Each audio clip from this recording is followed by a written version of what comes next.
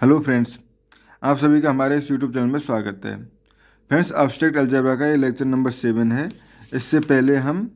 Lecture number 6 तक हमने इसमें ग्रुप, उसके इम्पोर्टेंट थ्योरम्स, डेफिनेशंस, उससे ग्रुप से रिलेटेड डेफिनेशन जो भी थी, सॉल्व प्रॉब्लम और साथ ही सब ग्रुप में भी ये सारी चीज़ें,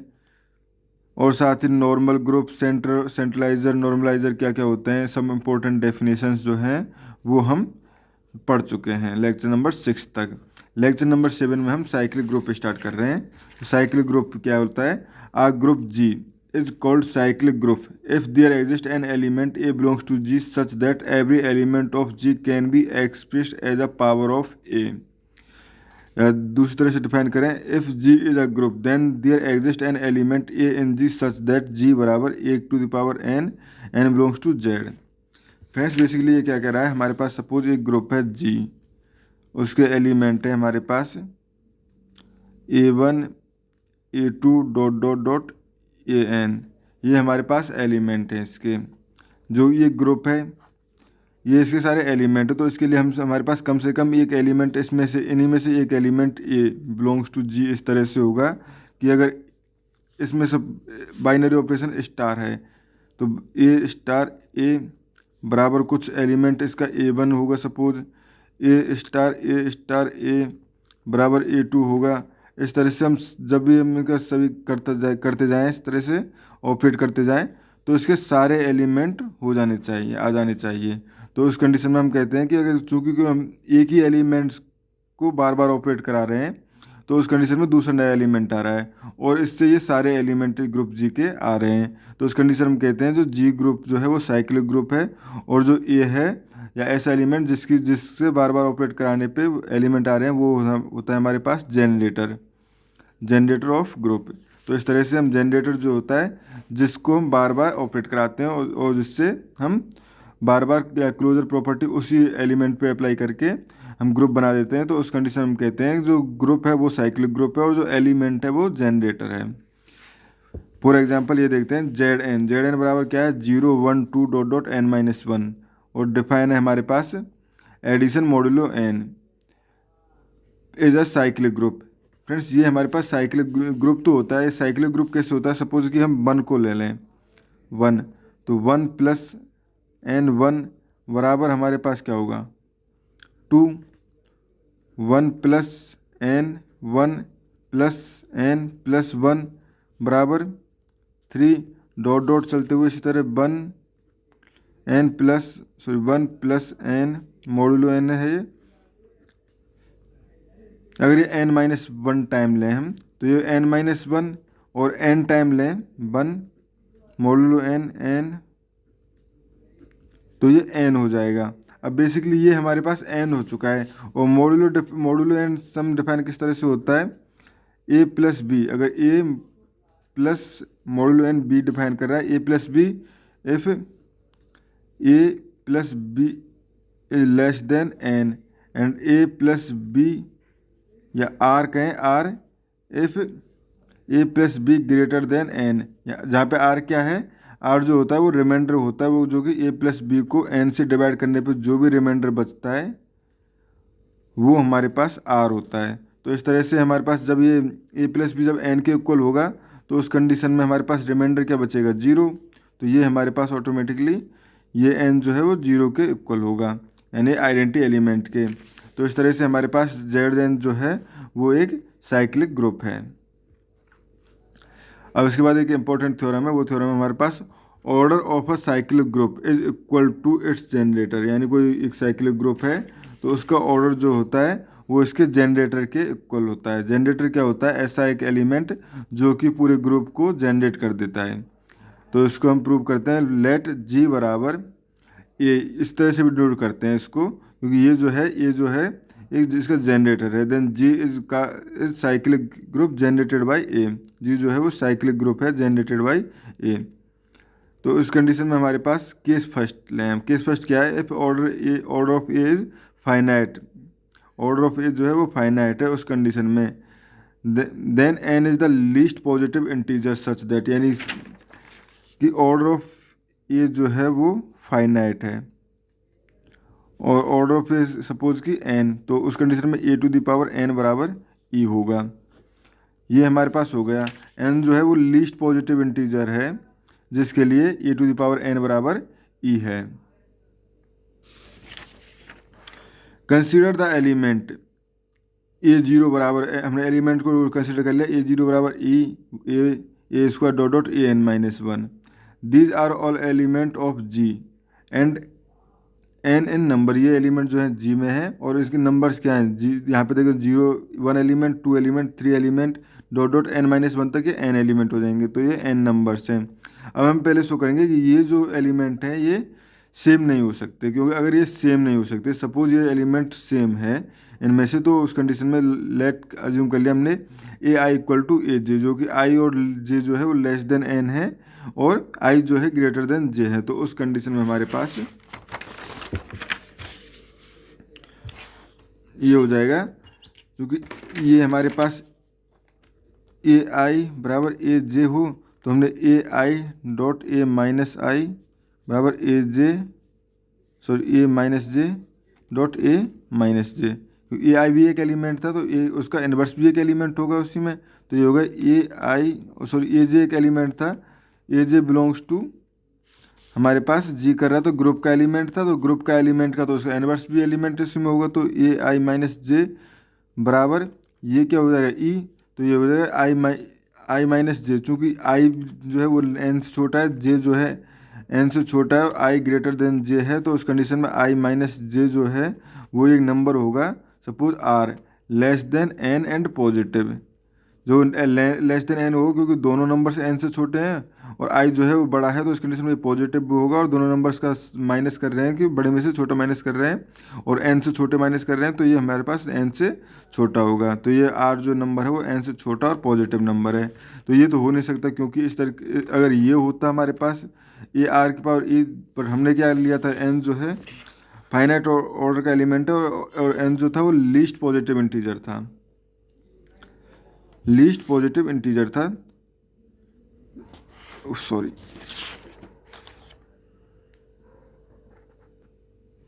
यहाँ पे n जो था लीस्ट पॉजिटिव इंटीजर था, तो ए टू द पावर आर बराबर ई हो नहीं सकता, तो इस तरह से हम कह देंगे कि ये एलिमेंट जो है वो सेम नहीं हो सकते, which is a contradiction of the fact that order of A is N, thus no two of the above N elements are equal, तो ये इक्वल नहीं हो सकते, इम्प्लाई करके G contain at least N element, ये होगा जी में at least N element तो होंगे। We show that it does not contain any other element, अब हमें शो करना है कि इसके अलावा कोई और एलिमेंट एग्जिस्ट नहीं करेगा इसमें। Let X belongs to G, अब हमने इसके लिए क्या कर लिया, let X belongs to G है कोई इसका कोई एलिमेंट है, since G cyclic generated by A, तो एक्स जो है वो भी कुछ ए की पावर की फॉर्म में लिखा जाएगा, तो उसको लिख लिया हमने एक्स बराबर ए की पावर एम, जहाँ पे एम को हमने ले लिया कि ये एन से कुछ बड़ा है, एम जो है वो एन से बड़ा है, क्योंकि एम अगर एन तक था तब तक तो हमारे पास एन एलिमेंट थे, अब एन जब बड़ा है तो एम को क्या लिख सकते हैं, एम को लिख सकते हैं हम डिवीजन एल्गोरिथम से एन क्यू प्लस आर, तो यहाँ से ए एम बराबर क्या लिख सकते हैं, ए की power N Q plus R, तो ये हो गया हमारे पास ए की पावर एम बराबर ए की power N dot Q dot A की पावर एन की power Q dot A to the power R, but A to the power N क्या होता है, ई होता है हमारे पास, ये हमारे पास ऑलरेडी डिफाइन किया था हमने, तो ए की पावर क्यू भी ई होगा, तो ये होगा ए की पावर आर, यानी ए की पावर एम बराबर ए की पावर आर, बट आर जो क्या है वो आर जो क्या है यहाँ रिमाइंडर क्या है जीरो से एन के बीच में, तो ये हो गया हमारे पास एक्स बराबर कुछ ए की पावर आर, यानी ए की power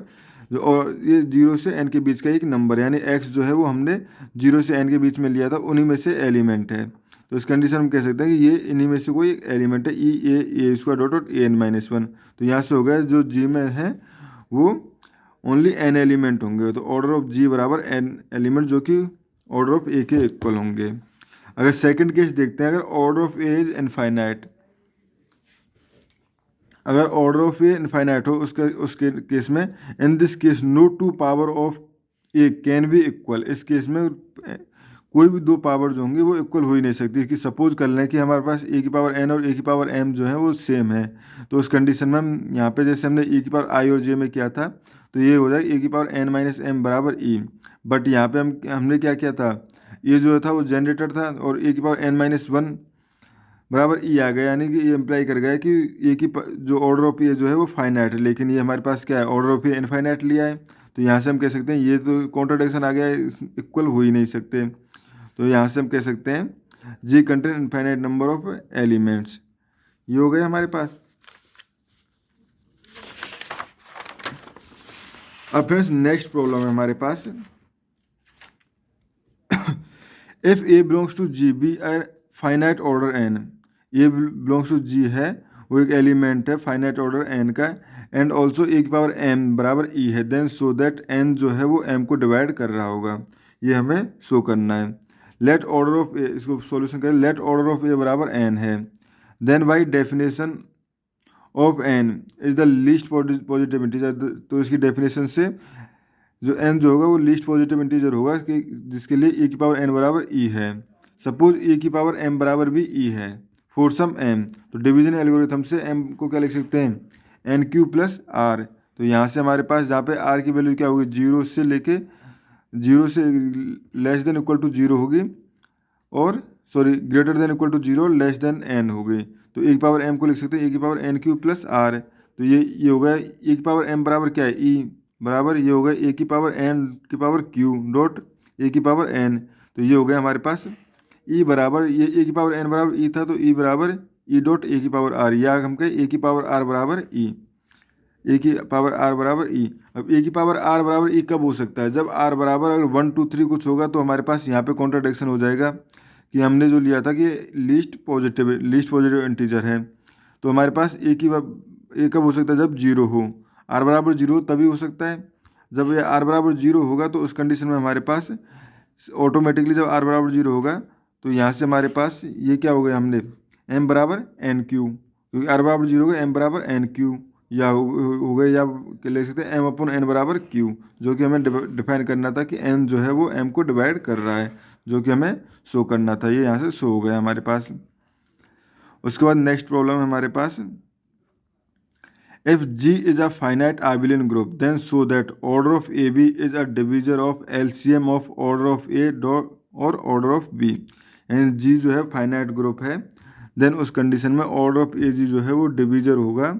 LCM of order of A and order of B का जो LCM होगा उसका डिवीजर होगा।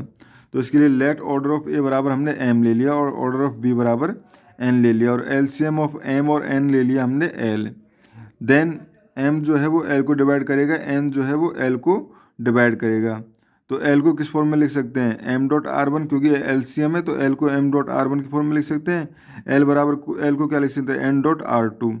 नाउ अब ए बी की पावर l को क्या लिख सकते हैं हम, a की पावर l b की पावर l। क्यों लिख सकते हैं, क्योंकि a b जो है वो आबेलियन है, हमारे पास आबेलियन ग्रुप दिया हुआ है। तो यहाँ से a की पावर l b की पावर l, तो ये को क्या लिख सकते हैं, a की पावर n r टू, यानी l की जगह a को तो हमने n r टू लिख दिया, और b की पावर l है तो इसको n r वन लिख लिया। बट a की पावर n क्या होता है, e, इसको हम बेसिकली पहले यहाँ क्या लिख सकते थे, यहाँ लिख सकते थे हम a की पावर n की power r one dot a की पावर n की पावर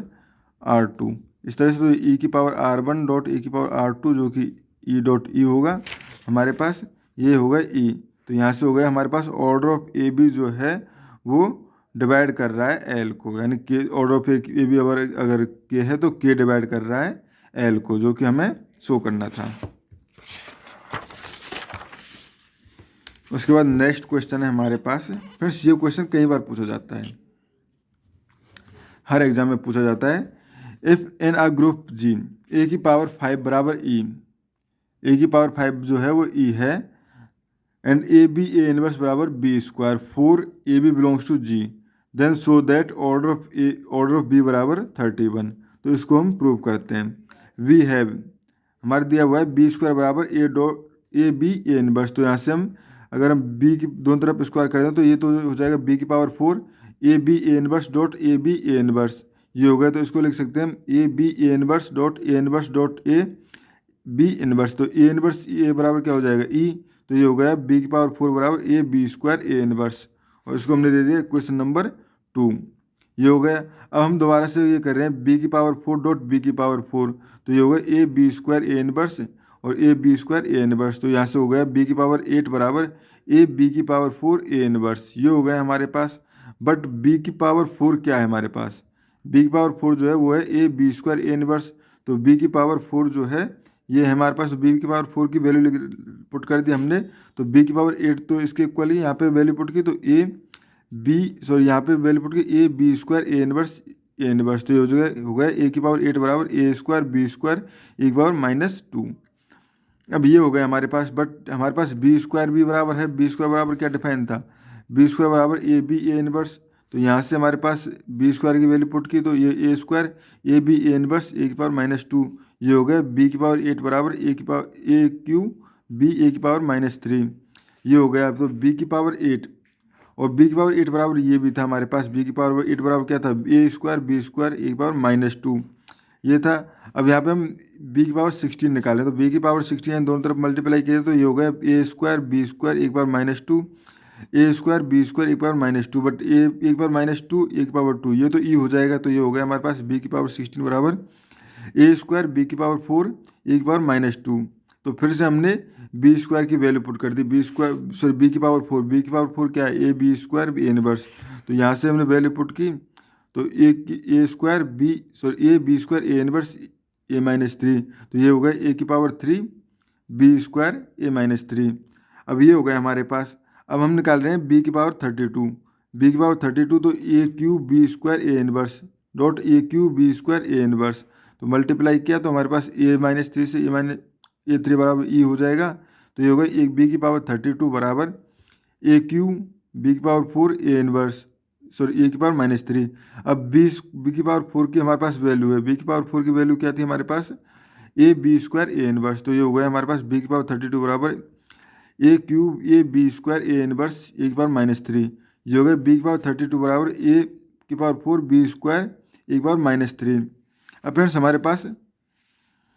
बी स्क्वायर की वैल्यू भी है, तो ये होगा बी की पावर 32 बराबर ए की power 4 dot A B A inverse A की पावर -3। अब यहाँ से ये हो गया बी की पावर 32 बराबर ए की पावर 5 बी ए की पावर -5, बट ऑर्डर ऑफ ये हमारे पास दिया हुआ है ए की पावर 5 बराबर जी। किसी ग्रुप में अगर कोई एलिमेंट है ए, तो उसका ऑर्डर ऑफ ए बराबर अगर कोई एक एलिमेंट है एन, तो order of A inverse order of A inverse भी एन ही होता है। तो ऑर्डर ऑफ ए बराबर हमारे पास 5 था, तो ऑर्डर सॉरी ए की पावर 5 था हमारे पास, तो ए की पावर -5 भी ई होगा। तो यहाँ से हमारे पास ये ई हो गया, तो बी की पावर 32 बराबर बी। अब दोनों तरफ हमने बी इनवर्स ऑपरेट कराया, तो बी की पावर 32 ये बी की पावर 32 डॉट ये होता हमारे पास बी की पावर 32 डॉट बी की पावर -1 बराबर बी डॉट बी की पावर -1। तो ये हो जाएगा बी की पावर 31 इक्वल टू ई, जो कि यानी ऑर्डर ऑफ बी बराबर क्या है हमारे पास 31, जो कि हमें शो करना था। उसके बाद नेक्स्ट है हमारे पास problem, let G be a finite group with more than one element. G जो है एक फाइनाइट ग्रुप है जिसमें मोर देन वन एलिमेंट है, then show that G has an element of prime order. तब हमें शो करना है जी जो है उसमें एक एलिमेंट होगा जो कि प्राइम ऑर्डर का होगा। तो let E not equal to G, E not एक एलिमेंट ले लिया ए जो कि not equal A belongs to G जो कि नॉट इक्वल टू ई है। तो उस कंडीशन में हमारे पास इसके एलिमेंट सपोज ये है A square dot dot A की power T. Since G is finite, G जो है वो फाइनाइट है, तो उस कंडीशन में हमारे पास for some integer I and J A I equal to A J I greater than J. तो ये होगा सो ए आई माइनस जे बराबर ई, या ए की पावर एन बराबर ई, जहाँ पे एन बराबर क्या है आई माइनस जे। अब चूँकि ए की पावर एन बराबर हमारे पास ई है और एन बराबर क्या है आई माइनस जे, पॉजिटिव इंटीजर है। अब पॉजिटिव इंटीजर है तो उसको हम किस तरह से लिख सकते हैं, पॉजिटिव इंटीजर को हम प्राइम फैक्टराइजेशन के रूप में लिख सकते हैं। पी यानी एन को हम लिख सकते हैं P1 की पावर α1, P2 की पावर α2 डॉट डॉट Pn की पावर αn, जहाँ पे P1 P2 जो है वो प्राइम नंबर्स हैं, α1 α2 जो है वो कांस्टेंट है। जैसे सपोज कि हमें 10 को लिखना होता है, 10 को लिख सकते थे हम 2 की पावर 1 डॉट 5 की पावर 1, यहाँ ये भी प्राइम ये भी प्राइम और ये कुछ नंबर्स, या 16 को लिखते हैं तो हम 2 की पावर 4, ये प्राइम और ये एक नंबर। तो इस तरह से हमारे पास इस तरह से लिख सकते हैं इसको। ये हो गया। तो यहाँ से हम ए की पावर एन बराबर क्या है ई, तो यह यहाँ से हो गया ए की power P1 alpha 1 P2 alpha 2 dot dot P are, basically हम पी आर अल्फा आर लिख रहे हैं यहाँ तक, तो इस फॉर्म में लिख सकते हैं। ये हो गया हमारे पास P R alpha R minus 1 dot P R, क्योंकि अगर हम इसमें मल्टीप्लाई करेंगे अंदर इसका, क्योंकि हमें पता है कि ए की पावर पी की पावर क्यू अगर लेते हैं तो ए की पावर पी क्यू होता है। तो ये हमारे पास जब इसको मल्टीप्लाई करेंगे तो हम ऑटोमेटिकली ये हो जाएगा पी की पावर आर, पी की पावर आर, और नीचे क्या हमारे पी की पावर आर की पावर पी आर की पावर अल्फा माइनस 1, तो ये हो जाएगा हमारे पास पी की power R alpha minus 1 dot P की पावर आर आ जाएगा। जब हम इसको अंदर मल्टीप्लाई करेंगे तो ये हो जाएगा पी की पावर आर अल्फा आर, जो कि ये हमारे पास फॉर्म है, यही फॉर्म है हमारे पास। तो ये हो गया और ये हो गया। तो यहाँ से हम कहेंगे कि ये ऑर्डर ऑफ इस एलिमेंट का ऑर्डर या तो 1 होगा या पी आर होगा, या तो पी आर जो कि एक प्राइम नंबर है, या तो वो प्राइम नंबर होगा या 1 होगा। अगर 1 प्राइम नंबर है तो हमारे पास ऑटोमेटिकली प्रूव होगा कि हमने प्राइम नंबर निकाल लिया इसका। अगर सपोज कि प्राइम नंबर नहीं है यानी कि 1 है इसका, तो उस कंडीशन में हम इसको फिर से रिपीट करेंगे, क्योंकि तब उस कंडीशन में 1 है यानी कि 1 इसका जो है ऑर्डर है, ये हमारे पास एक बार P1 अल्फा 1, ये बेसिकली फिर से एक n नंबर है। तो इसके लिए फिर से हम यही जो है दोबारा से रिपीट करेंगे, तो उसके लिए भी हमारे पास एक एलिमेंट मिल जाना चाहिए। अगर नहीं मिलता है तो फिर से रिपीट करेंगे। इस तरह से रिपीट करते करते लास्ट में हमारे पास एक एलिमेंट मिल जाएगा जिसकी पावर जो होगी वो प्राइम नंबर होगी। और क्यों मिल जाएगा, क्योंकि ई जो है वो लास्ट तक तो 1 हो नहीं सकता, हर एलिमेंट का लास्ट तक के एलिमेंट का तो ऑर्डर 1 हो नहीं सकता, क्योंकि लास्ट तक हर एलिमेंट का 1 मिल जाएगा, तो यानी ए जो है वो ई के इक्वल हो जाएगा। बट हमने पहले लिया कि ए जो है नॉट इक्वल टू ई है, कुछ एन से बड़ा है, तो यहाँ से ऑटोमेटिकली एक एलिमेंट के लिए 1 से बड़ा मिलेगा ही मिलेगा। तो यहाँ से हमारे पास हो गया कि ये जो है उस ग्रुप में कम से कम एक एलिमेंट जो है वो प्राइम नंबर का मिलता है। उसके बाद नेक्स्ट प्रॉब्लम है हमारे पास, suppose that G is a finite group with the probability that every non identity element has prime order. Suppose क्या है, जी जो है वो एक फाइनाइट ग्रुप है with the property that every non-identity element has prime order if zg is non-trivial, zg जो है उसका सेंटर जो है वो नॉन ट्रेबल है, then prove that non-identity element of g, then prove that every non-identity element of g has the same order। ये हमें show करना है। तो इसके लिए let E not equal to A, यानी एक एलिमेंट ले लिया कि एक एलिमेंट ले लिया जो कि इक्वल नहीं है A K, belongs to Z G, then order of A बराबर prime P, order of A बराबर prime P and order of B बराबर प्राइम क्यू ले लिया। Since order of A belongs to Z G, since A जो है वो belongs to Z जी कर रहा है, तो ए बी बराबर बी ए, यानी सेंटर है तो सेंटर की डेफिनेशन से ए बी बराबर बी ए होगा। तो ए बी की पावर पी क्यू को क्या लिख सकते हैं हम, ए की power P dot Q, B की पावर पी डॉट क्यू। अब चूंकि ए की पावर ये भी हमारे पास ऑर्डर ऑफ ए जो है वो पी है, ऑर्डर ऑफ बी जो है वो क्यू है, तो ये हमारे पास इस फॉर्म में हो जाएगा ए की पावर पी की पावर क्यू डॉट ए की पावर क्यू डॉट पी की पावर पी, यानी ई डॉट ए की पावर पी डॉट ए की पावर क्यू। तो ये ई हो गया।